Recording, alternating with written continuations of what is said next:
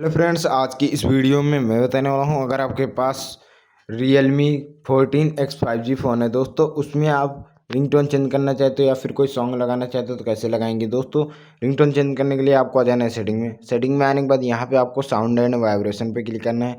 इतना करने के बाद नीचे की तरफ आएंगे तो यहाँ पे आपको ऑप्शन मिल जाएगा रिंगटोन का, तो इस वाले ऑप्शन पे क्लिक करेंगे और क्लासिक्स थीम्स पे क्लिक कर देना है। इतना करने के बाद यहाँ से बहुत सारी रिंगटोन मिल जाएंगी, जो भी आपको पसंद आए वो लगा सकते हैं। देखते हैं, ये वाली आपकी लग जाएगी। इस तरीके से यहाँ पे दी गई हैं, जो भी आपको पसंद है वो लगा सकते हैं। यहाँ पे आपको वन दिस डिवाइस पे क्लिक करके अगर आपके गैलरी में सॉन्ग पड़े हुए हैं तो उनको भी सेलेक्ट करके लगा सकते हैं। इस प्रकार अपने रिंगटोन को चेंज कर पाएंगे गाइस।